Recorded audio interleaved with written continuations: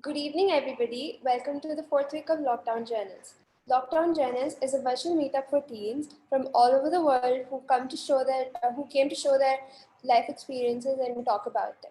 I am Mayuka, and I explore different subjects, and my current interests are psychology and photography, and I also love animals. Today, I have two special guests with me, Hari and Pratiksha. Hi, Hari. Hi, Pratiksha. Hello. Hello. How are you guys? Good, amazing. How are you doing? Hi, Good. Vedansh. I don't think we've met before. How are you? I'm fine. Yeah, I'm not able to hear your voice. Is it better now? Yes, we can. Okay. Sorry, I'm sorry. How are you? I'm good. How are you? I'm good. Thank you. Both Hari and Pratiksha are animal lovers and are trained in rescuing them. Additionally, Pratiksha is a dancer by profession and she specialized in Bharatanatyam and she knows other styles too. And Hari is a snake rescuer and he also loves animals and he's trained in you know rescuing snakes.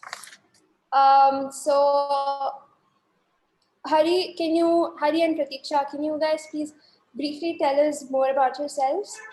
Okay. Hari, do you want to go? Do you want to start off or do you want me to start? I'll start off. Sure. So my name is Pratiksha, and as Mayuka already told you, I'm a dancer by profession, and I just finished my BTech degree as well in computer science. And yes, my love for animals runs very, very deep back. Pratiksha, I'm so sorry. I'm so sorry to interrupt. I'm still not able to hear you. Is it possible to like increase your volume or something? I did.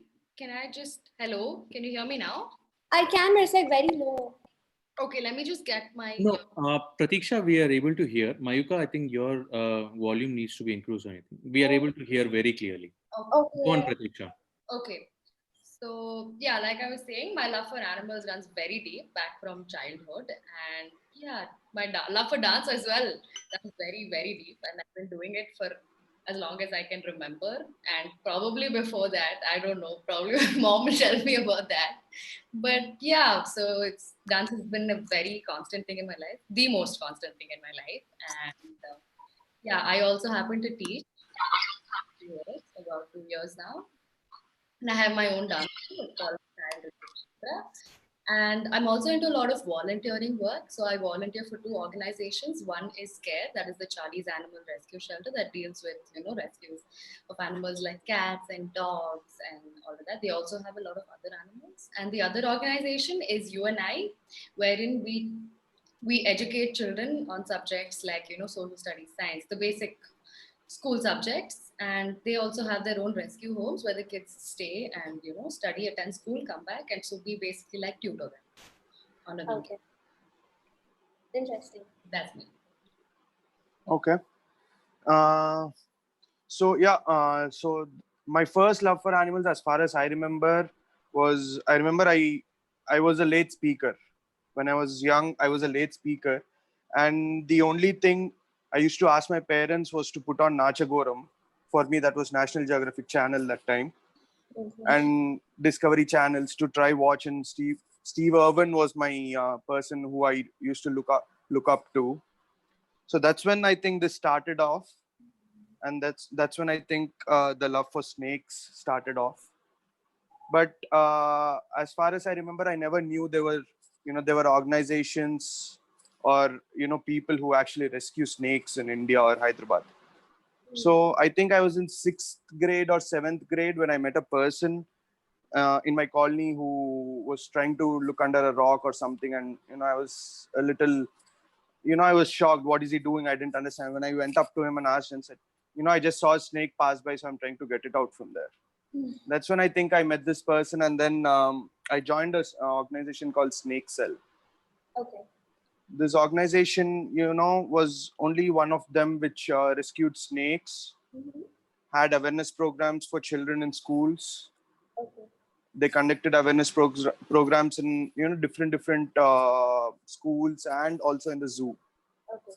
So I started off my training with them when I was in sixth. Oh wow. But I didn't know that you're not allowed to touch snakes when you're in sixth grade, or you're not supposed to go to wildlife. Yeah.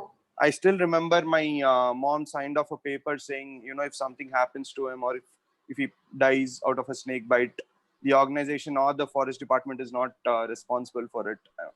Okay. So that was, I think, an exception. They still had to wait until I was in 10th or ninth to let me go into wild snakes or non-venomous snake. I mean, venomous snakes. I was allowed to only rescue non-venomous snakes till I think I was in ninth. Mhm. And then that's when I started off with venomous snakes as well, and I I hardly can remember a day without a rescue. I was always into rescues, and that's what I think even continued till my inter. Mhm. And that's when I joined an organization called PFA, Okay. which is People for Animals, all over there. I think they have branches all over India. It was Mhm. started by Menka Gandhi. Okay. So I was a part of the Hyderabad chapter. Interesting. That's when I got into domestic animals as well, apart from wildlife. Dogs, cats, you name it. PFA rescues all animals, and also counseling cases for people who abuse their pets. Mhm. And yeah, and recently, after I left all this due to some personal issues, I still do rescues on my own. I'm not a part of any organization, but I still do rescues on my own. Okay. And recently, during this lockdown, I've explored a new life, that is coming back to my hometown, which is a village. I've never stayed here for more than a day in last 25 years. But now I come back here and not gone back to Hyderabad from last, I don't know, March, Okay. from the lockdown started. So I'm trying to get into farming and all here, trying to explore that as well. Interesting. So, Hari, I'll start off with you. So, Sure. you said about training of snakes. So, what kind of training is involved in catching snakes? So, okay. So, first of all, it's not catching snakes. We'd rather call it handling snakes.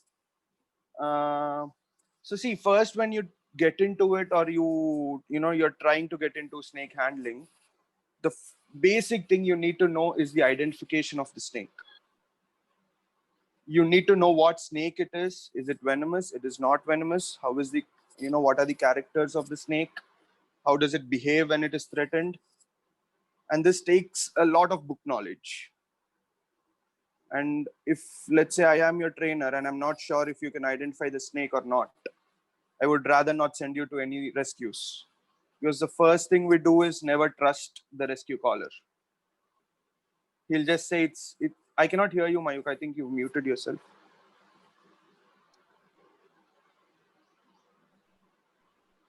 Why is that so? Like. Because we do not trust them, because as far as I am concerned, people who do not know much about snakes, they Mhm. only have two or three snakes. They Okay. think they only have two or three snakes. Okay. It's a common cobra or a crate, depending on their own local habitat. Okay. So we are always prepared for the most dangerous snake, or we are always prepared for a venomous snake. Hmm. So as a trainee, if you do not understand what snake it is, if you cannot identify what snake it is, then you better not go for the rescue. True. So as far as that is concerned, once you're done with your once you're done with the identification part of it, I think then you can get into the non-venomous snakes. Mhm. Try handling them and try your luck by, stay away from the mouth. Yeah. If you can do that, then yeah, whoever you're taking training from will see if you can get into venomous, or if you're capable of going into the outside world and rescuing snakes. That's interesting. It's a lot of trust work there. Yeah, as far as you're not disturbing the snake, I don't think the snake wants to bite you. It's pretty sure you're not its food. Yeah. Can I just ask him a question? Sure. You said you're prepared, right? Like prepared as in how? As in like equipment wise or like mental? So see, you can always, you're always not prepared. you're suddenly somewhere and you get a call, you'll have to attend, because snakes are not something they'll stay. They might just go off. But I'd always prefer you have the hook, which is a snake handling stick, and you're always prepared with shoes, Okay. and you're not wearing shorts or something like that. But even then, no, your body is very exposed, right? So that's what training is considered. So your hands and all, you can always not have those huge gloves. So that's when you stay away from the mouth. The hook part always handles the front part of the body, and your hand always has the tail in control. And you try staying away from the mouth is what we always tell people who are trying to get. But these days, what's happening is I've seen these videos where people just get hold of them with their hand, try kissing them on their hoods, especially the kiss of cobras. There are lots and lots of people who are dying because of that. And especially when these people understand that when you're rescuing a snake, there will be crowd there. And once they see the crowd, they start handling the snake barehandedly, or what we call as a free handling snake, and try giving pictures and poses. You need to understand that it's a wild animal and it has its own instinct. It may not bite you immediately, but you never know when it can bite you, and it can give you a fatal bite. I mean, it is a very risky Very risky. work. In like, have you had any experiences where have you like gotten bit or something like that? I'll show you one of my pictures in the presentation. I'll tell you about that story as well. I think it was my birthday back then, that day, when I was I think I had about 100 people in front of me. Okay. I was in an awareness show, and I had press also in front of me. Media was also present. I think I got bitten in front of everybody by a non-venomous snake. Oh my God. So that's the, I mean, as far as I can recollect from my experience, that's the most aggressive snake you can see, which is the checkered keelback. Okay. So I got bitten by a checkered keelback once on my birthday, so it's pretty special. You could say that. Yeah, I mean, when you come into this field, you know that even if it's a dog you're rescuing, you will get bitten someday. Yeah, that is true. Very unpredictable, but like Very unpredictable. snakes are like. So, Pratiksha, I'm sorry. over to you. I'm going to ask you a question. Yeah, sure, please go. So, what does animal rescue actually do? What kind of care goes into it? Yeah, so basically we have a lot of cases, accident cases, trauma cases, domestic cases where owners have been very violent and things like that. So there have also been chickens. I'm so sorry, my cat is troubling me, distracting me. So you can see her there.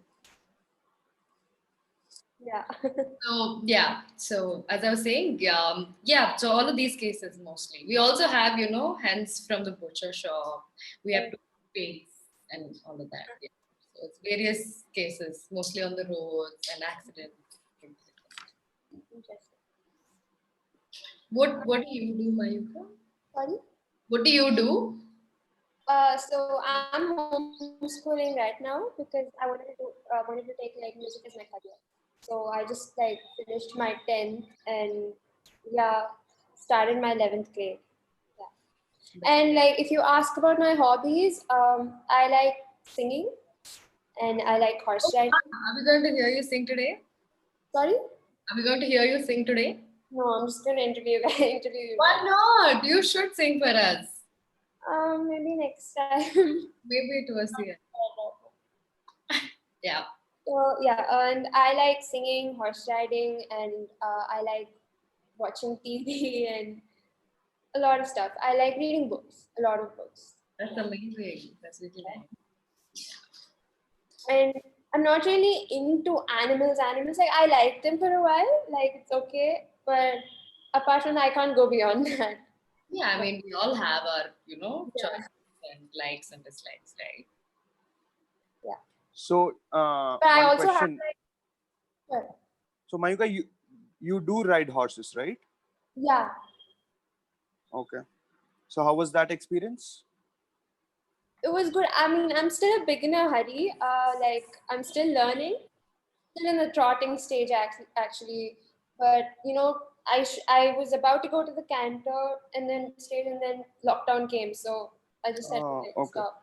So, Okay. yeah, but it was a good experience. Like I was scared, initially I was scared, but then slowly, like I learned to like handle the horse and understand it. Yeah. Okay. So Pratiksha, um, I heard you're dancing and everything. Like you're into dancing. So Yes. how did you get into dancing? How did that all start? It's all because of my mom. She wanted to be a dancer. She did dance for a Okay. while, for a very short while. I have one very embarrassing photo of hers, which she won't appreciate if I share. Mhm. So she really wanted to be a dancer, and circumstance didn't let that happen. So she put me and my sister at a very young age.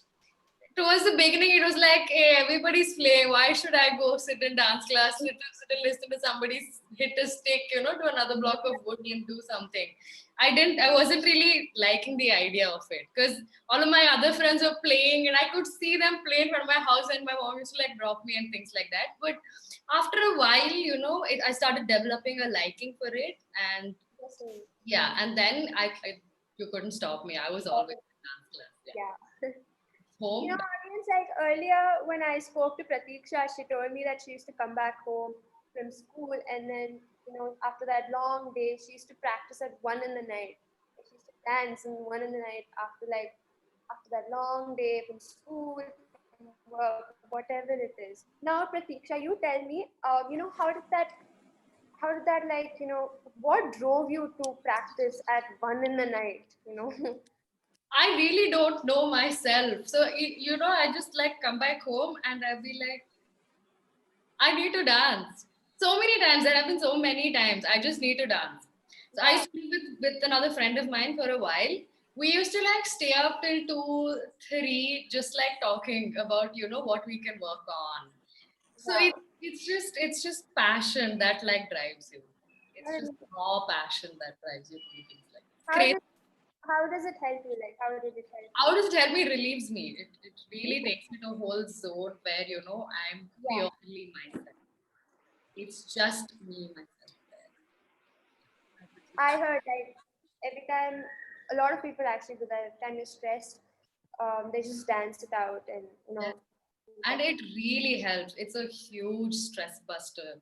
Even though you're physically exerting yourself, yeah, mentally it relieves you to a whole new level. that's true. I agree. Yes, Yeah. you should try it sometime if you don't already. Sorry, I didn't hear the last thing. I said you should try it sometime if you don't already. Yeah, I mean, I used to learn Kuchipudi like long back, just for like 1 year, but I just tried it out. So it's another classical thing. Yeah.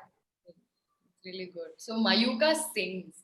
She's the Carnatic, singer, and we cannot let her go. We have to make her sing.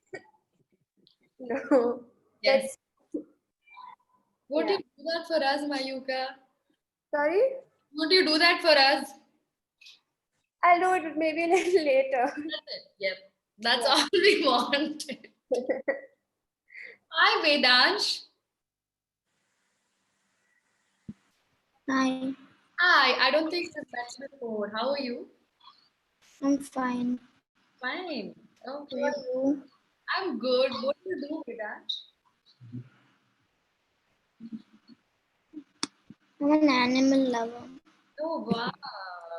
So cute. You're so cute. You're an animal lover. When did you realize you were an animal lover? I do horse riding too. Wow, that's amazing. What is your age? 7 years. My God. That's amazing. So also like audience, what we don't imagine a 22-year-old is to be a teacher and be running a school. And that's right, Pratiksha is running a dance school and she has students from the age of 3 to 54. So that's I never heard, I never saw a 22-year-old, such a young person running a dance school. So, Pratiksha, you should really tell us what made you think of, starting a school. Okay, so basically, I never realized I love teaching. Okay. So I used to like, help my friends out during exams and things like, and I used to love it. I just loved it and I never realized it.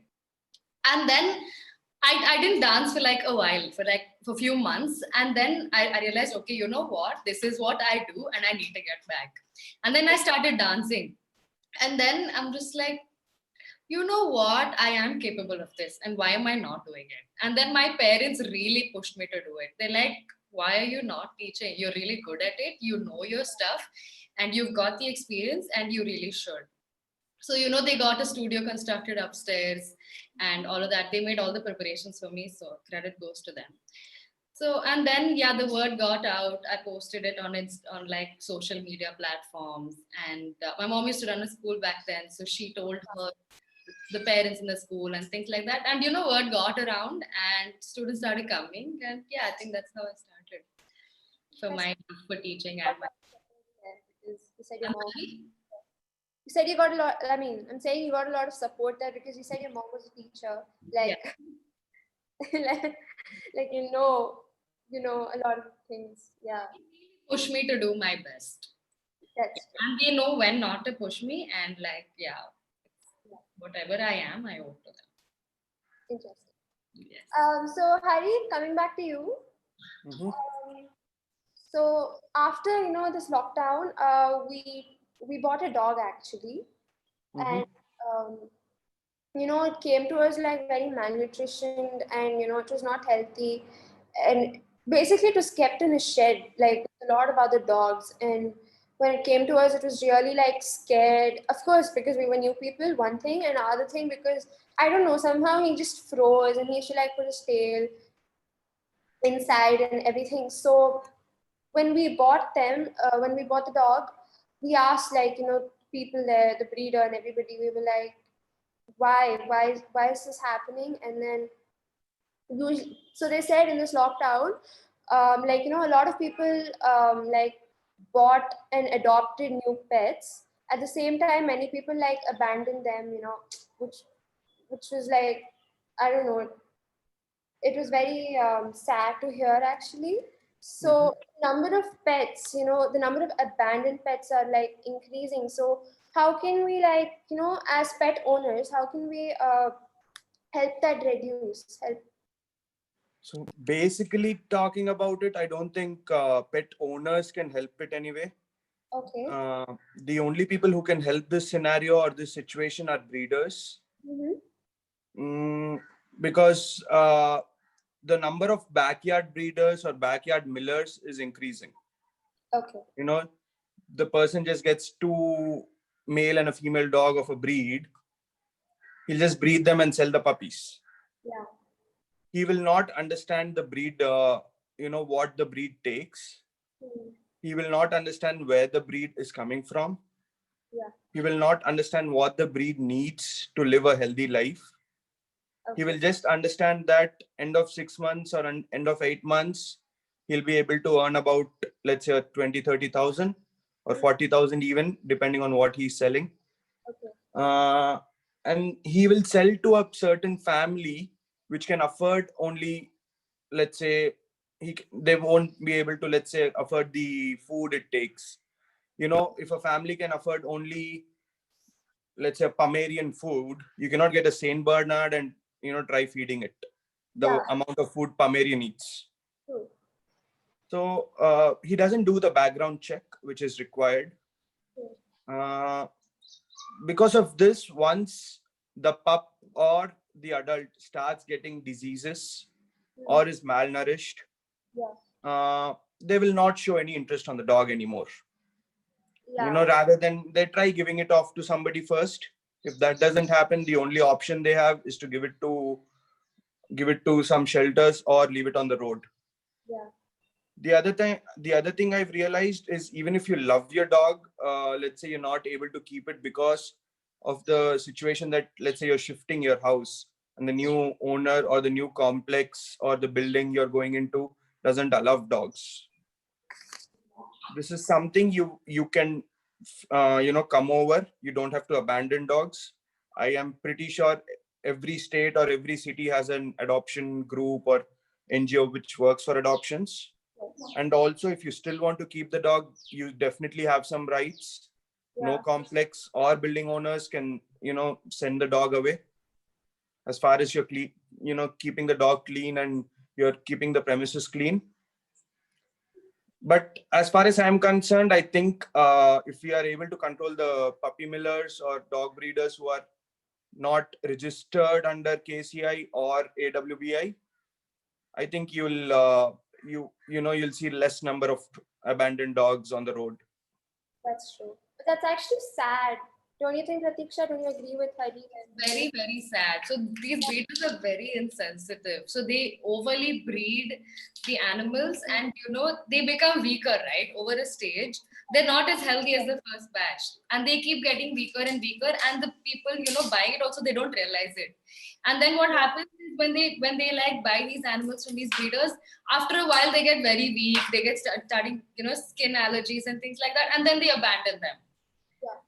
So it's like a continuous cycle, and it keeps happening over and over and over again until they really can't do it anymore, and that's really sad. It's really sad. So I think that's when these bodies of KCI or AWBI can help us.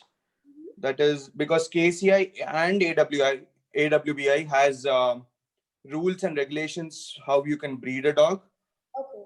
Or a certain age group of dogs cannot be bred anymore. You cannot breed a dog unless and until they're 2 years or 2.5 years old.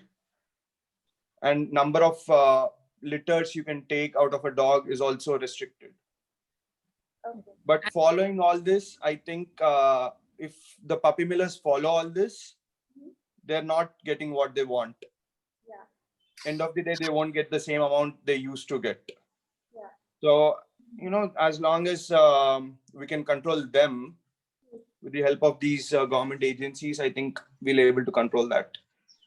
That makes a lot of sense. I think you snip it off at the source. I think there should be rules and regulations, to look after the dog. It's not like you can just treat it as whatever you want, because even dogs have feelings and even they want to be loved, right? So, They definitely have more feelings than us. That is true. We don't deserve them. yeah, I mean, it's like when we have a problem, we get to share. We know what we're feeling, and if dogs they're in a lot of pain and they can't tell anybody, or they can't show. So that's pretty sad, actually. Very sad, and Very sad. some people fail to understand that they do have Yeah. pain. Hari, why don't you show us your presentation, please? Can you please show us your presentation of your works and? I'm just sharing the link. Sure. Let me know when you are able to see it. Sure. Yeah, I'm able to see it. Okay. So you can keep asking me questions between the pictures also, please. But so yeah, this is me handling a cobra. This was in the PFA shelter in Hyderabad. I never named, or when the containers we had these snakes in, or the pillow covers we had these snakes in, I never named them. Okay. But this particular snake I specifically named, and I wrote a note on the box saying it will definitely bite. Saying that it'll what? I'm sorry, I lost you. It will definitely bite. Bye. And how did you come to that conclusion? Because I went for the rescue. I remember it was a small 5 feet hut these builders or labor construct when they're building a house. Okay. The snake was inside that hut under their cooking stove or something like that. Okay. Cooking area.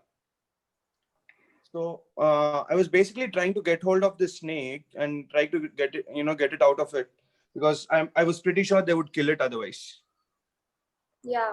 And as far as I remember, this was the most aggressive snake I've ever handled, or aggressive cobra I've ever handled. Wow. And Yes. because I'm sorry, but because it was kept in like a hut and No, it's not about. It's nothing to do. It's a individual characters. or Okay. individuality of the snake. That's it. It's nothing to do with how it was kept. It was not a pet, right? Yeah. So I remember that any snake Mm. will not immediately give you a bite. It will just give you a mob bite, which is not opening its mouth but hitting its head on you. Mm. But this snake was biting to strike you. Okay. Every time it came near, it had its mouth wide open. Wow. So I don't think I put this snake more than even 10 hours in the shelter. Okay. I immediately took permission and released the snake back into the wild. That's nice. But were you not scared when, like, it opened its mouth and? No, I was probably over the fear of snakes by then, Huh. Yeah, okay. because I knew how to handle it, and I knew, even in this picture, if you can see, I'm still keeping my distance, Yeah. and I'm ready with that hook to handle it whenever it comes. The only thing I'm missing in this picture was my shoes. Yeah. Apparently, But we're supposed to wear shoes. yeah, this picture was only for the memories. That's it. So I immediately bagged it up, and this was even. I think this was before we were going for the release. Okay. So I'm going for the next picture. Sure. This is a Russell Swiper. Okay. I think I rescued this in when I was in inter first year. Wow.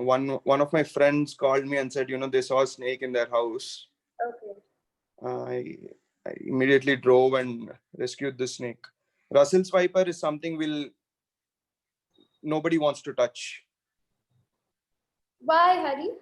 Any particular reason? Yeah, I mean, this snake has hemotoxic venom, Okay. which will immediately affect your blood veins and heart, and You'll most die. probably bleed out of all your holes, ears, eyes, everywhere, and you'll die. Oh, okay. I mean, you obviously have time, Oh, yeah. but also the other thing is the bite of the snake is very painful. Okay. It's very painful, and the region where you get bitten is affected, like it's affected if you put acid directly onto your skin. Oh, So it's very painful, and that's the reason I only just lifted the snake with my hook and put it in the bucket. okay. But Also, what? the Uh, also the length of the snake is also important when you handle. okay. With a very Yeah. small snake, you do not have space for your hand and the hook, Mm, and it's easy to get bitten. yeah. But like, with the snake, when you took with the hook, do you think like the snake can crawl towards you with like on the hook? I cannot hear you. Can you hear me now? Yes. Okay. So when you took the snake with the hook, like, did it crawl towards you or anything? Like, there are chances of that happening, right? There are snakes and chances, it will happen.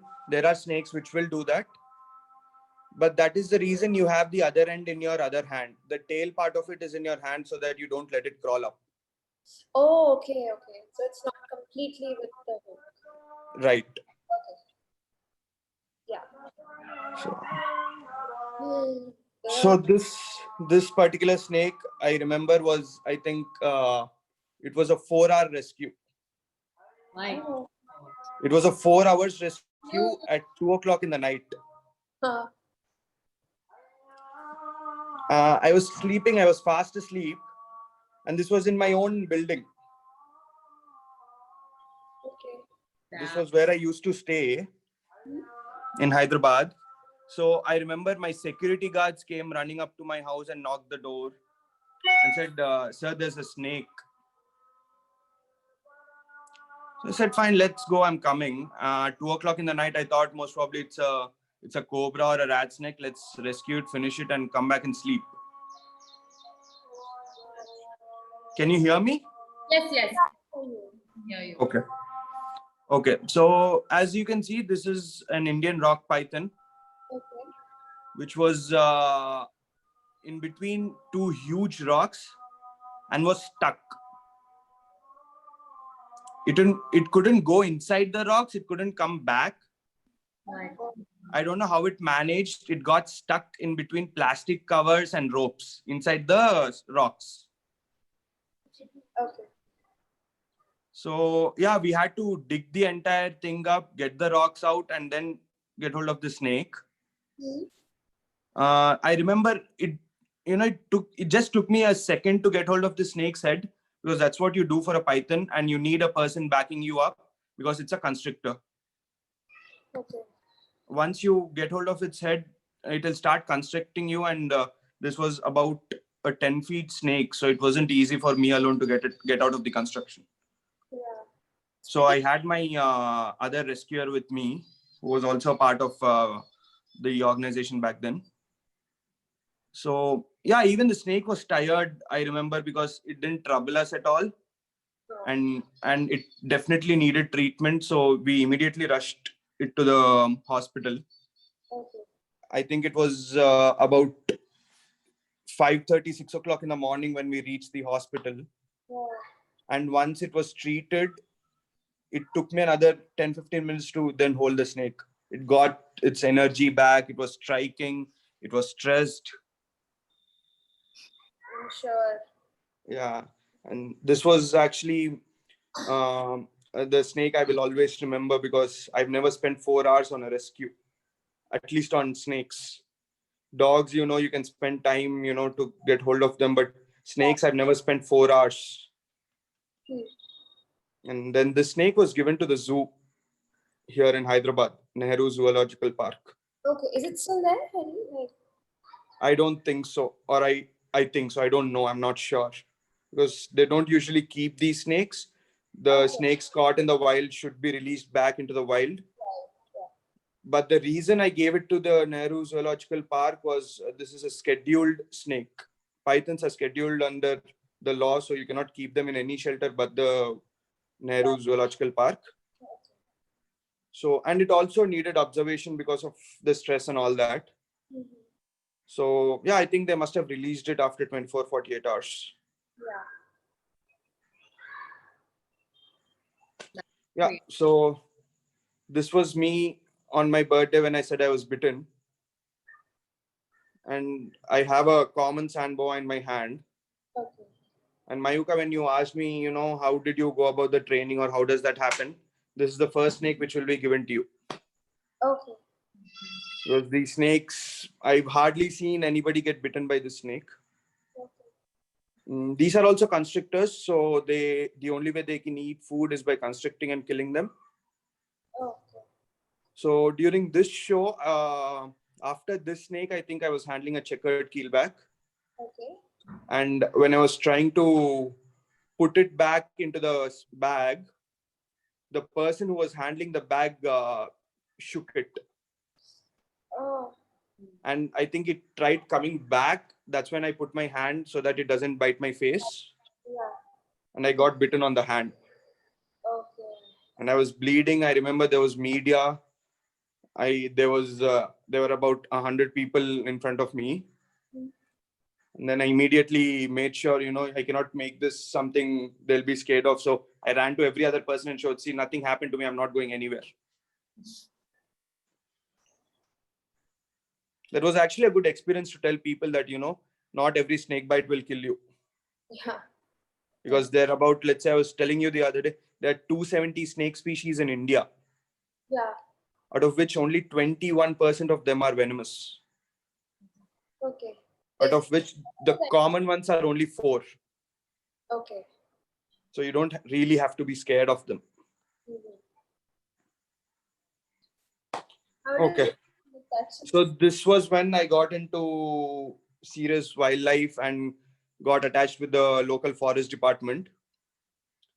So I got information that this person, an aquarium shop owner, was selling star tortoises, which are also scheduled and protected under the Wildlife Protection Act. So upon receiving the information, I went there. asked him for the tortoises. He thought, I looked like a kid, so he thought he could sell them to me, and he got them over. But he didn't know that I had a phone in my pocket which was recording everything, and also the forest department was live on it. Oh. So we immediately got hold of him, fined him, took him into custody, got all the animals out of there. Very good. I think, yeah, it was written that 25,000 was the fine back then. Yes. This was in 2014. Oh. That's what I remember. The post says that in my profile. Okay, so I don't know how many of you know Telugu. I don't know or write Telugu also, but so this was during my work with the wildlife in Bandlaguda, where I used to stay. Okay. I got a call from the local government body saying they saw leopard in the surroundings. Okay. So they were saying the forest department isn't coming and all that. So we went. I went first with my team, with the PFA team, and then even the forest department joined us. But it wasn't a leopard. So the story is how people get scared when in the night they see a normal cat and think it's a leopard and disturb the entire forest department. Okay. So this is during Ramzan, when camels are brought from Rajasthan to different states for consumption. Oh. Okay. These were about 68 camels, I remember, were caught near a village in Telangana. Yeah. Then we had to take care of them for the next 1.5, 2 months, feed them, do everything, get the permissions. We cannot shift the animals from here because there's a court case running. Okay. Always when you seize animals, there's a court case which happens. Hmm. So till the animals are given to your custody by the court, you cannot send them back. Yeah. So during all this, we had to feed them. Feeding 68 huge camels is not easy. Yeah. Not easy. Not easy at all. Huge number. So yeah, we were able to send all 68 camels back to Rajasthan, where they belonged, and PFA from Rajasthan took care of the handling there. So these were a couple of donors who donated some amount of food for the camels and also helped in the transportation, because 68 camels had to go back in a DCM. And I think as per the animal law, you can only take 4 of them in each. Oh. So you needed lots of DCMs and lots of petrol, diesel, whatever had to be arranged.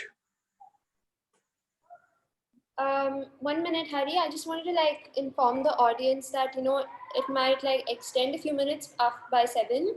So please stay with us. As it's like very interesting conversation. So yeah, thank you. Continue, Hari. Yeah, this also is a picture of the camels. Okay. Those are all the camels that were caught. These were some of the camels, not all. There were 68 camels. I'm pretty sure in getting them in one frame was difficult back then. Yeah.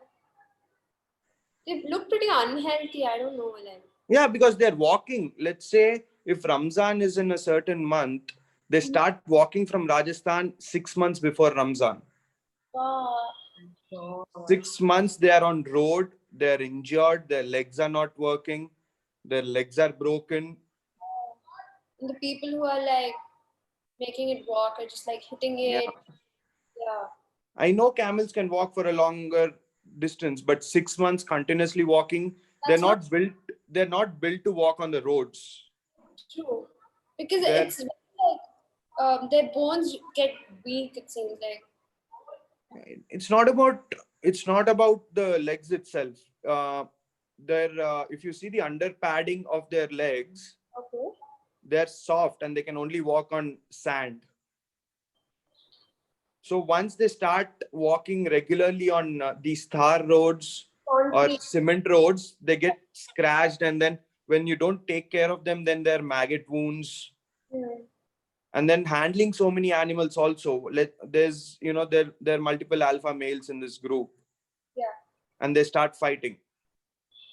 camels can become very brutal when they fight. Okay, I didn't know that actually. No, Did- camels, alpha males get very brutal. So they start biting the other younger camels. Oh. And these people do not treat them because they're on the road. They cannot go to a hospital. They're on road. So they get maggot wounds. Camels just pass away on the road. They just leave them there and go off. Continue with the leftover. So yeah, there are lots of treatment to be done. There's lots of taking care to be done.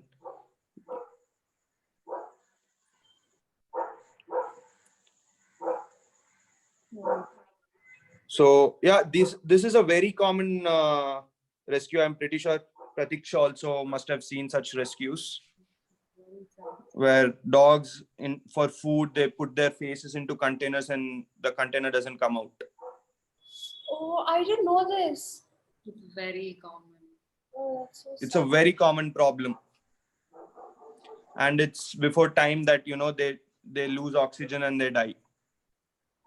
They can't drink water. They lose oxygen. They can't eat food. I mean, I don't understand. Do people around him, won't they like help? Won't they like try pulling it It's out? not that easy. It is not that easy. If you're not technically trained, I am pretty sure nobody will able nobody's able to catch the dog. It's a road. I mean, it's a stray dog. Three You dogs. cannot. People You ask. cannot. It will not come to you. Okay. They're so scared already, right? Yeah. So there are some techniques to be used when this kind of a container is there. The dog can only see straight. It cannot see on its sides. Okay. So then we are technically trained to catch dogs with nets, dog nets. Okay. So yeah, but in this particular rescue, I didn't have anything. I just had the uh, callers call me, and then those callers were also. I mean, she's a very huge part of my animal rescue life or career. Her name is Dia Banerjee, Mhm. and she's a part of almost a lot of international organizations and national organizations, and she very regularly works with tigers, elephants, and leopards. Interesting. So she called me over and said, "Hari, we have to rescue this dog." Yeah. We spent about an hour or two running behind the dog. I couldn't run so much. We cannot chase a dog like this. Yeah. But I used bed sheets to catch the dog. We didn't have a net, so we got hold of the dog and cut open the container. The second picture you see in this thing was once the dog ran away. I was thinking the dog will just run away. Mm. But I don't know why the dog just stood there and turned towards me and then just stood there. Oh my God. Probably asking for help. I don't know. It asked for help. It said, "Thank you for removing the container." It just stood there. I still see this dog sometimes in the same colony. It's not gone anywhere. It's still there. This was an interesting rescue. Sounds very interesting, actually. So a lot of work, but sounds very interesting. Yeah, lots of work, lots of pain for the animal, but yeah. Okay. This is okay. This was also back in 2014. This was my first ever technical rescue, I think. Okay. So this is Hema Bandela, who's the shelter manager and also one of the other person who's very important for me in this animal welfare. Mhm. So this cat was on the first floor, above the first floor, in between the first floor and the second floor.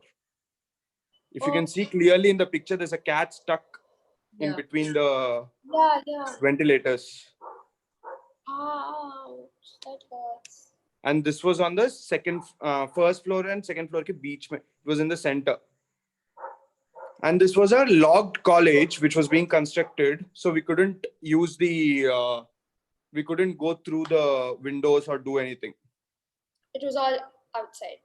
It was all outside. So you see that pillar next to the window? Yeah. I used that and got till the window. Okay. I was very reckless in this rescue because I had no safety ropes. I had no ladders. It was back in 2014. I don't know what was available back then. But the only thing we wanted to do was to get the cat out from there. So yeah, this is one of my technical rescues. That's very interesting.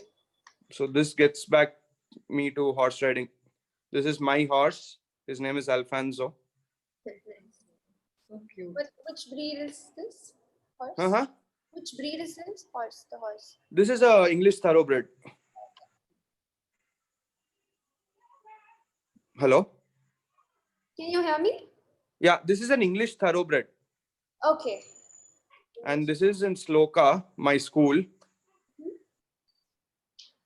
No. And this was another horse of mine. This is Alfonso, which I am riding. And Magnificence is my friend riding. What were you guys doing? What were you like, trotting or galloping or? I think this was in canter. Okay. I was in canter. I think Magnificence was trotting then.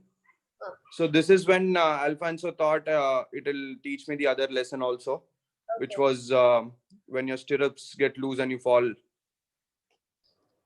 Yeah. I was in a full canter in this ground, and I think I couldn't get back onto my legs for the next 20 or 30 days. Oh. My God. But then immediately after 30 days, I got back and then started riding every day again. Magnificence is not with me anymore. She passed away at the age of 28. Oh. Alfonso is still there. He's 18-year-old now. Okay. So he's still... I own these horses. Like, I thought you just went to a riding club and. No, these are my horses. So this is Alfonso. Yeah. This is my horse. This is Alfonso and Magnificence. Both of them are my horses. Interesting. Very nice. I adopted them from Mumbai, Mahalakshmi Race Course. Okay.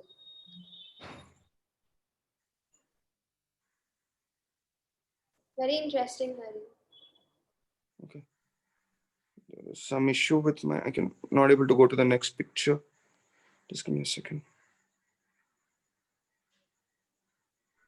Okay, yeah. So this is it. Very interesting, Hari, actually. It's really, A lot of animals are like, just thrown away, kept somewhere, and they definitely need a lot of like attention and help. And so nice Right. helping them, rescuing them. Thank you. people, want to go out there and actually do the physical work. Everybody's all about, I'll moral support you, I'll like financially support you. That was something else I also wanted to talk. That the animal welfare now, because I am out of animal welfare. Okay. There were reasons I didn't like animal welfare, so I'm out of it right now. Okay. But animal welfare right now has just become videos and It's also fights, videos, and publicity. More of like commercial types. Yeah. yeah, to see very few people there, are ready to be out there in the doing the actual field work. Because I got into a fight recently. I was coming back from my office and I could see a girl feeding dogs. Mm-hmm. I immediately went and stopped her. Okay. I said, don't feed the street dogs here. Because for a very simple reason that she apparently feeds dogs every day. Mm-hmm. And she stays about 3 kilometers away from my house. And from there, she starts feeding and all these dogs follow her and come into my locality. And then what happens is the local sterilized dogs start fighting with them. Yeah. And the other thing is she just leaves the packets there. She gets them in blue color, those polythene covers, and just leaves it there, which is also not responsible. And who knows, those dogs end up. Right. And the other thing is, I follow a very clear thing. When you take up this responsibility of feeding so many dogs, you should also take up the responsibility of vaccinating them regularly. Yes. And also getting them sterilized or neuter. True. You don't have to take them physically or do something. There are organizations or government which will do that. Yeah, You just have to monitor that. Yes. So I said, if you cannot take care of all those responsibilities, then you don't have to feed them. Yeah. And I'm pretty sure these dogs have been living here for many years. They can go fend for themselves. They most definitely can live by themselves.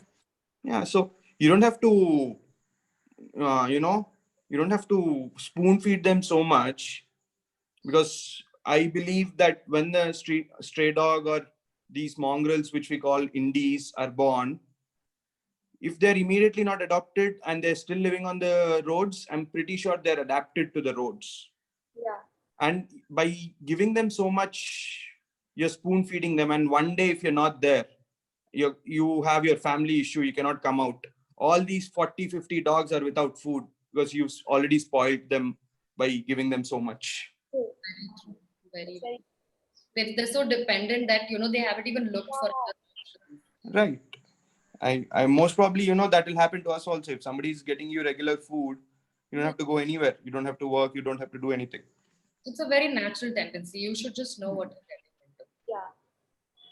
Be responsible about it. So I think animal welfare these days is all about this. Mostly, I mean, there you find very rare people that are doing for the actual, love of it and for the love of animals. Otherwise, it's just for show. So I think I think Vedansh wants to talk. yeah, sure. I was just gonna introduce Very interesting. Vedansh. Can you repeat? I don't think you heard. it's very interesting. Very. Okay, so right now I want to introduce someone new. So we got like expert opinions on how to get rid of, the fear of animals and how to look after them. So now we have an even more bigger expert, and we have Ved here. Hi, Ved.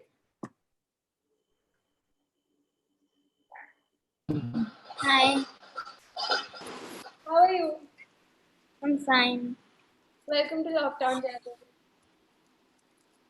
I didn't hear you. Welcome to Lockdown Channel. Thank you. So I heard you're like biggest animal lover. Is that true? Yes.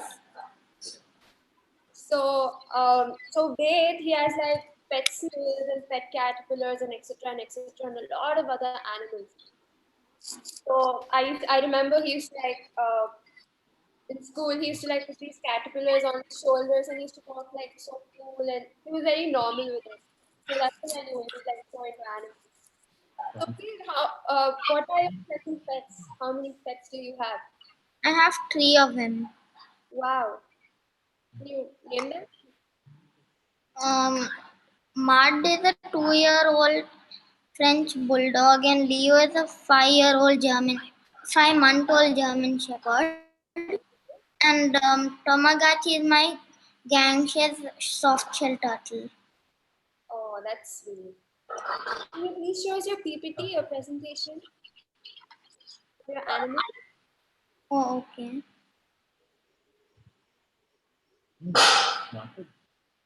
Can I say something here? Sure. Can you repeat the turtle's name, please? Tamagotchi. Is it a soft shell turtle? Gangsha's soft shell turtle. Is it an Indian soft shell or Indian Ganges soft shell turtle? I don't know.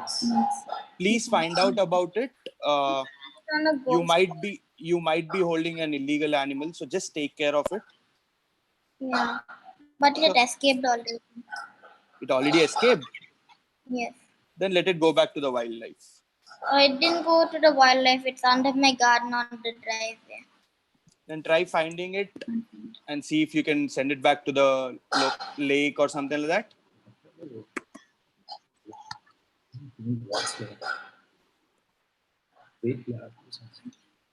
I can't hear you.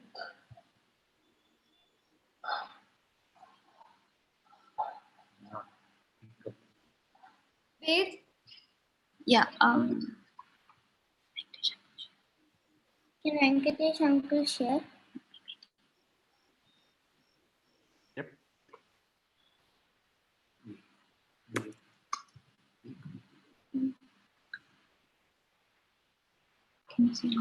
Can you see? yes. This is where I was holding praying mantis. This is where I held a butterfly. First time I caught an atom. I don't know when I got it. I caught them at a farm. These are my pictures of holding a royal ball python. You're so brave, Ved. How did you hold it? I went to a went to a rehabilitation center, and I held it. That's nice. And I held these. I don't know when I held these rock lizards. Mm-hmm. And when I was a kid, I was still in bugs. This is a caterpillar. Let's see. Did you name the caterpillar or anything? No. This is at a pet shop. This is at a pet shop. Someone put a iguana on me. Oh my god. That's so big. Such a brave boy. And these are when I was rescuing street and puppies, street cats and puppies. This is me and Mud. Your dog? Yes, Are you reading to him there? yes.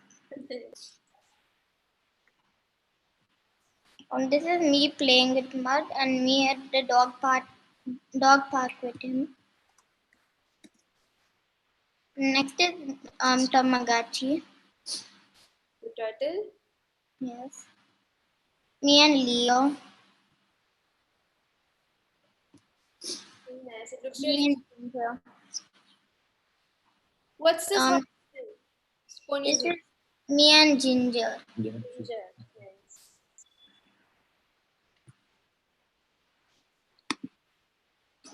Such a brave boy, Ved. Thank I you. wouldn't like put that iguana on my body. I wouldn't let it touch me. Well, it was really poking a lot. It's poking. That's the end. Thank you, Ved. Thank you so much. Such a brave boy. Pratiksha, coming back to you Yes. about your dance. Why don't you show us? Can you please show us your dance performance? You want? I'm sorry. What? Can you please dance for us? Show your dance performance. Okay. You want me to get to the performance right away? Sorry, I'm not able to hear You want me to get to my dance performance right Yeah. now? Yeah. She has a PPT, Mayu. Oh, okay.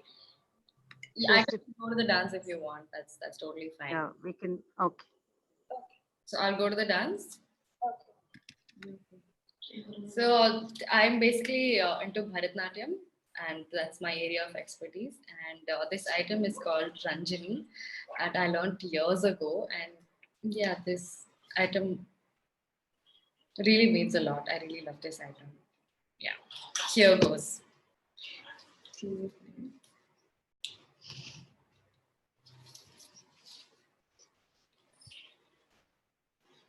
Just a second.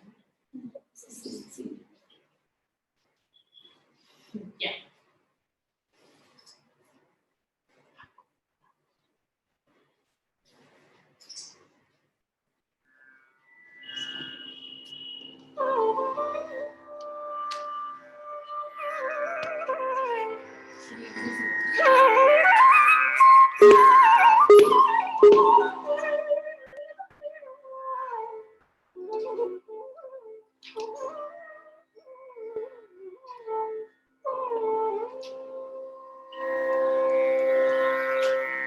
Ranjani,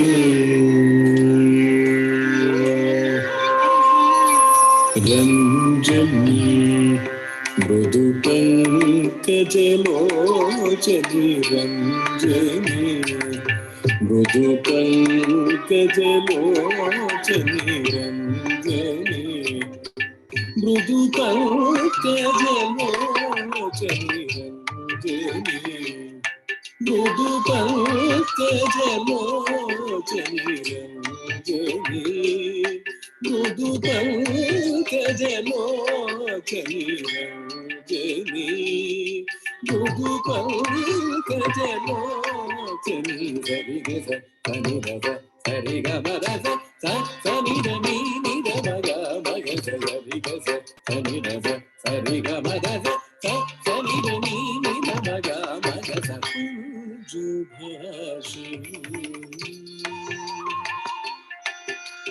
Manjubhashini Manolashini Manjubhashini Manolashini Manodayagavani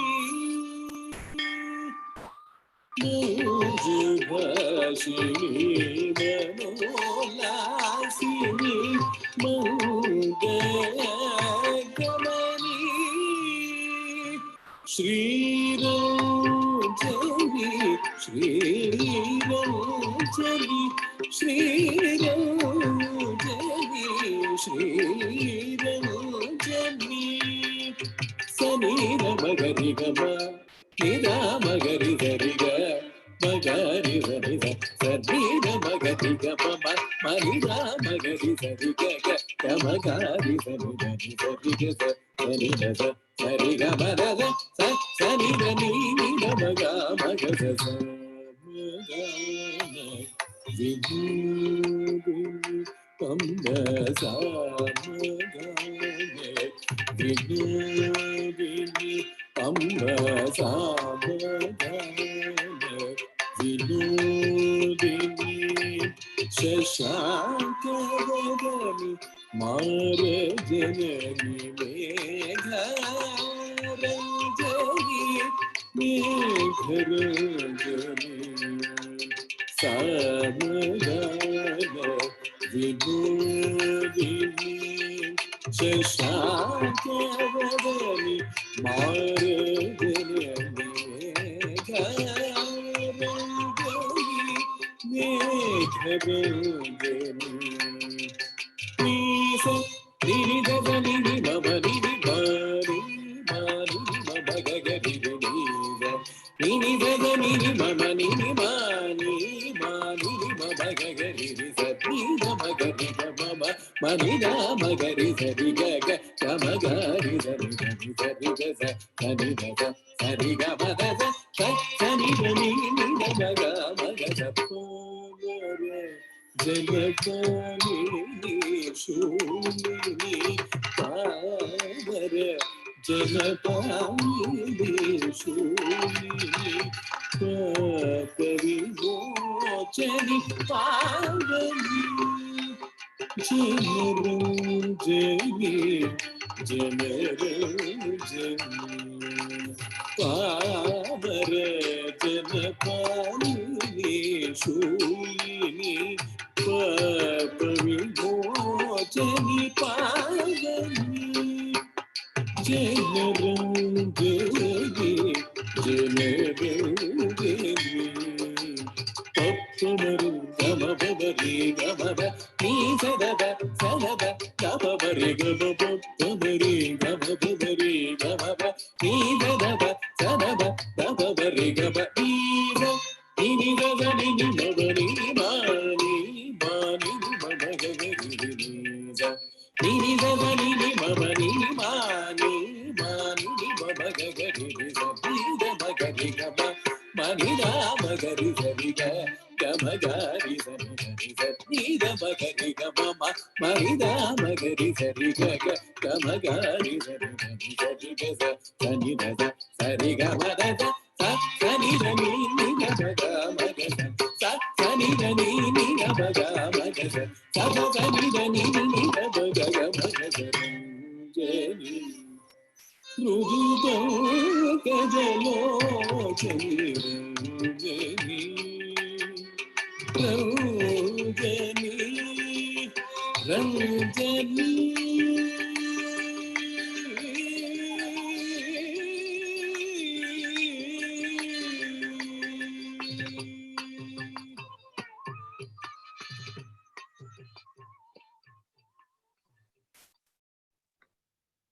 Wow, Pratiksha, so elegant, such a great balance.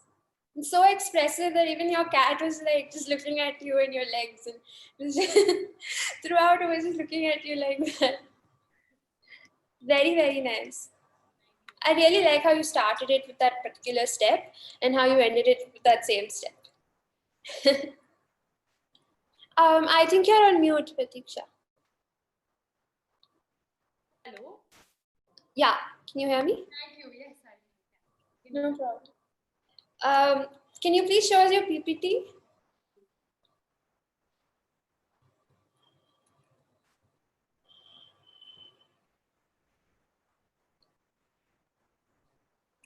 So basically, I thought it was really. Pratiksha, I'm not able to hear you. Yeah. Can you hear me now? Yeah. Yeah. Better. So basically, I made it really kiddish and like cute. So yeah, here goes.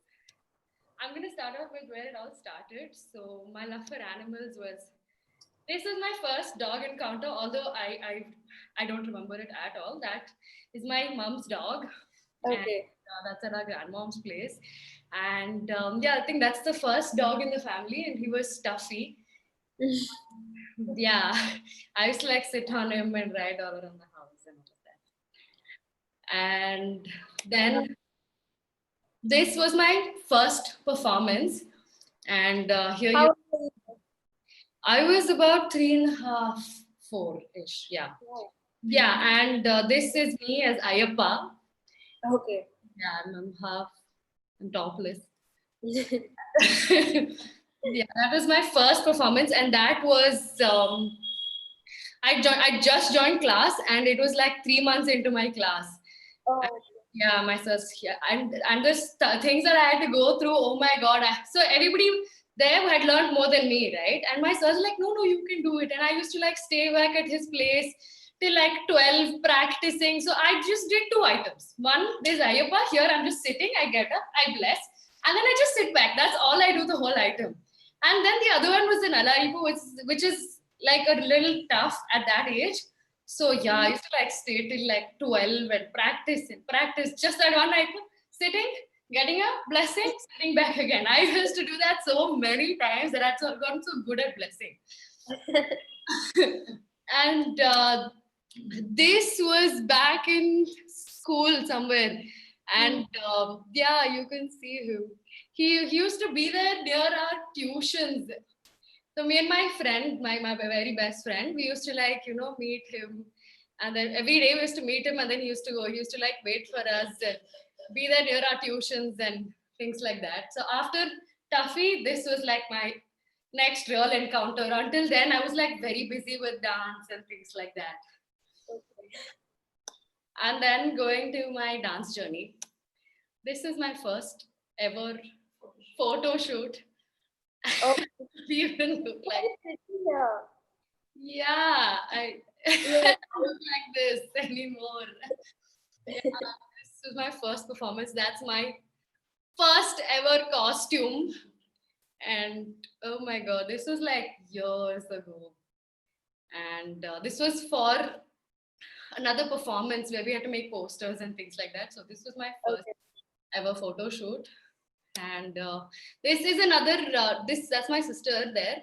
So there's this dance program called the Chiguru that is conducted by the government, and it's for children below 18. And this was just the two of us. I'm pretty sure if I look back at the videos, we will like laugh out loud.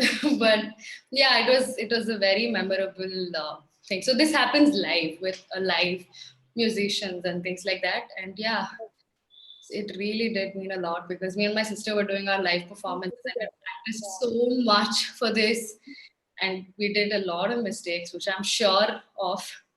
But yeah, this. And then coming to the milestone in Bharatanatyam, that is the Arangetram. Yeah, Okay. this we did it together, me and my sister. This was a photo shoot from there, and yeah, it was Very beautiful. almost a 2-hour show, and like there were a lot of people. So this was the very important step in a classical dance. You probably might have heard of the Arangetram. I did, but I was like not sure what it was. Yeah, so yeah, that's where you actually do your ideally do your first stage performance solo or with a sibling with live musicians and all of that. Yeah. It's a huge So it's thing. like a graduation in dance. Exactly. It's a graduation. Yeah, you could say that. This was part of a production that me and my friend did. It was called Yatra, the Journey of a Dancer, where, we showed what and all dancers face emotionally and what things we go through. I've been a part of a lot of productions under a lot of, senior teachers, but this is what me and my friend put up. It was his idea. Yeah, but we did the choreography and everything together. Very interesting. So did you like show the struggles of a dancer through dance, like through? Yes, through dance. It was, Really? it was a dance production. So we had music and we showed a lot of stories of, how a dancer, even after a certain point, you become very egoistic, right? Yeah. I'm leading and I'm above the rest. And how, dance puts you down, like, humbles you, like grounds you, like, you know what? You're not even a drop in the ocean. You've got so much more to go, and what are you doing? And a lot of stories like that. This was like the major part of the story, but yeah, otherwise we showed a lot of stories, and this means a lot. This production, yeah, it got out a side in me that I didn't know I had. And then my teaching career. Here I have some pictures of my classes. Oh wow. This is during the prayer. They struggle to keep their eyes closed. They're bunch of naughty kids, I tell you, my God. And then this during the Namaskaram in the other studio. There are my kids. So we usually have theory sessions, where we talk about a lot of Hindu mythological stories and things like that. And, they enact it sometimes, a lot of activities like that. Yeah, this is a part of the activity that they were trying to do. You can see there's a Shiva and the Parvati, and then there is Ganapati, and then there is Durga and all of that. Yeah. So they come up with some crazy things. Okay. So basically, I have this student called Shreya. What I do is I keep like a revision kind of a test kind of thing, like once a month. And the class before that, I like revise what and all they've learned. So they get to prepare for their test, right? So I did revise and everything. And then next class, one by one, they're all coming me, they're telling me what they learned, and they're like, they practiced really well and all of that. And then Shreya kept like, going towards the end of the line. And then it was finally her turn.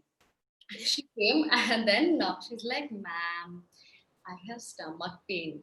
I'm like, okay, Shreya, see, if you didn't prepare, you can tell me. It's fine. I'm not going to like scream or hit and shout. I'll just teach you and you can practice with the next. No, ma'am, I have stomach pain. Hey, Shreya, it's okay. No, ma'am, I have stomach pain. I'm like, okay, Shreya, you sit down and I'll revise it for you anyway. So I revised it for a few minutes and then I'm like, see, Shreya, next class, come prepared, okay, and take care also.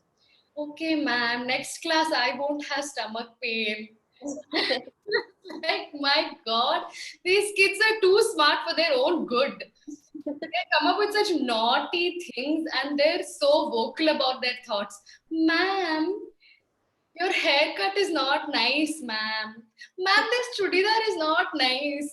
Ma'am, you talk so much. Doesn't your mouth hurt? I'm like, my God, you kids are so smart. Like, we never used to be like that. We used to be very pavam. We never used to like speak much, at least me. And kids like this, I'm like, my God. And so this was my student's first performance. Okay. The one behind is 54 and the one in front is 38. Whoa. Yeah. So this was the first performance where they did two small shlokas, but they really did a good job. Yeah. And this was my performance with them. My first performance with them. Yeah, we did it for an annual day. It was a very semi-classical thing, but yeah, that's all of them there with my sister as well. And then, so I told you, right? I work with care and you and I. So these are some pictures from care where, you know, we go to the center and help out the volunteering work in there. So we usually, you know, give them a bath, brush them, dry them, and, you know, check for ticks and things like that. So these are where the puppies were. This is an adorable boy. This was a photo shoot for their merchandise, for those t-shirts. So we get to do a lot of fun things like this as well. And coming back to you and I haven't, like, you know, volunteered with you and I a lot. It's been about, let's say, 7-8 months. And since we're dancers, and they usually have this annual fundraiser thing where me and my sister, you know, had a performance, and we raised funds for their. So they use these funds for, you know, their books and their stay and food and a lot of things like that. They, you know, they do need stuff like this. So even for the volunteers, they do spend a lot on our training. So we need to be trained to deal with kids, right? We can't ask them certain questions, we can't behave a certain way, we're supposed to behave a certain way and things like that. So a lot of that goes into training as well. So we have to be trained before, you know, we're allowed to be with the kids. And these are my babies. That is Oscar on the left hand side, and on the right hand side there is Chuckly and Nippert. So Oscar, so this me and my best friend, there's this place that we hang out near school, near college. And then this mother, no, she was run over by a car or something, and these puppies were just there. So we, you know, my friend Swati took one home, and this was one that I took home. His name was Oscar. Although that name didn't stick, my mom kept calling him Hari, Hari, and the whole family ended up calling him Hari. Because, you know, moms, God's name is better than anything. And then there is Chuckly and Nippert on the right hand side. Like, I was staying with a friend of mine, right? So this one day, this one cat came to our house. We're like, oh, so cute. Let's, like, you know, give her milk and things like that. And we got her some food. And then she started, like, you know, staying with us and all of that. And by the end of the week, there are like 10 cats coming to us. And we're just like, oh my God. So we, like, got them neutered and we used to feed them. And Chuckly and Nippert is who came back home with me, as well as their mother.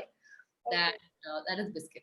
We used to have like crazy names for them. We have Coffee, Biscuit, Chuckly, Nippert, Gabbar, Kannamma, One-Eyed Wolf, Grey, and Leah. Yeah, some crazy names.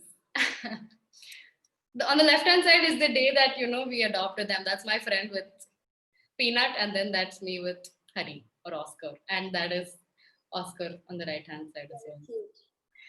Yeah, so that's about it. I'm done. Yeah. So the thing was, I'm not able to find so many pictures of mine. Oh wait, I'll stop sharing it. Yeah. So I couldn't find a lot of pictures because they're like back on the system, and I didn't have much on my phone or on my laptop. So yeah, I did as much as I could. Thank you so much, Pratiksha, Hari, and Vedansh for joining. It's really nice having you guys here. So nice that you guys are helping animals out there. Thank you so much. Bye, Vedansh. Tomorrow is the last week of lockdown journals, like last day of lockdown journals. So please join us. And audience, please join us tomorrow. Thank you so much, everybody. Bye. Bye. Thank you. Bye. Bye.